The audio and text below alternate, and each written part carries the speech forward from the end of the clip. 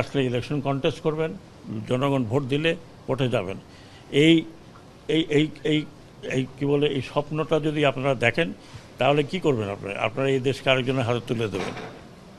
Sir একটু তাহলে কি আপনারা বা আপনাদের পূর্বপুরুষরা, আমাদের পূর্বপুরুষরা, আমরা এখানে অত সিনিয়র কেউ নেই, আমরা যে মুক্তিযুদ্ধ করলাম, মারা গেল 30 লক্ষ লোক মারা গেল, সেই 30 লক্ষ লোকের উপরে দাঁড়ায় আপনি দেশকে আরেকজনের হাতে তুলে দেবেন।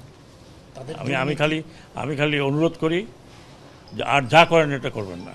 এবং আর কিছু বলতে চাই না, এদেশের লোক এত তাড়াতাড়ি ভুলে নাই। সময় দেন, হয়তো ভুলে যাবে, কিন্তু এত তাড়াতাড়ি ভুলে নাই। কারণ যাকে ধরছে নেতা, সেই নেতারা এখন পালিয়ে বেড়াচ্ছে। যাকে ধরছে সেই নেতাকে আমরা বাঁচাতে পারছি না। অনেক নেতাকে অনেকে বাঁচিয়েছে, আমরা জানি কে কোথায় আছে। কিন্তু ওটা না করে আপনারা বরং পার্টিকে, এটা অনেক বড় পার্টি এবং I have lot of respect for Awami League.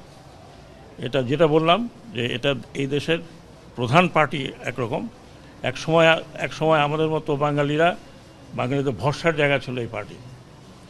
বাংলাদেশের 52 আন্দোলন, 69 গণ আন্দোলন, স্বাধীনতা, এটা পার্সোনাল কোনো কারণে নষ্ট করবেন না।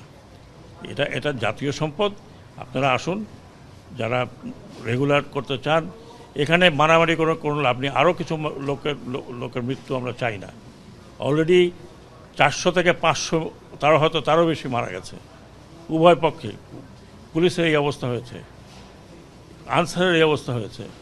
আর আমরা যদি উস্কানি দিতাম তাহলে আপনারা টিকতে পারতেন না আর্মি ফায়ারে।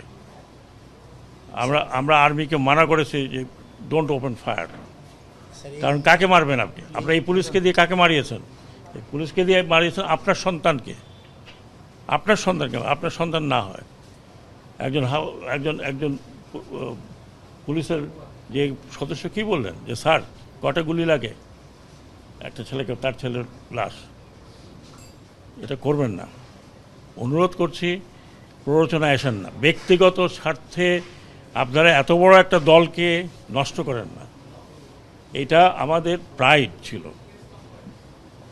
বঙ্গবন্ধুর স্বপ্ন ছিল। নষ্ট করবেন না, এটা আপনার নষ্ট করার কোনো অধিকার নাই। এটা বাংলাদেশের সম্পত্তি। আর এই যদি স্বপ্ন কেউ মনে করে যে এইটা করে আবার একটা কাউন্টার রেভলিউশন করে আসবেন, কাউন্টার রেভলিউশন করতে হলে আপনাকে হাজার হাজার লোকের রক্ত বহাইতে হবে।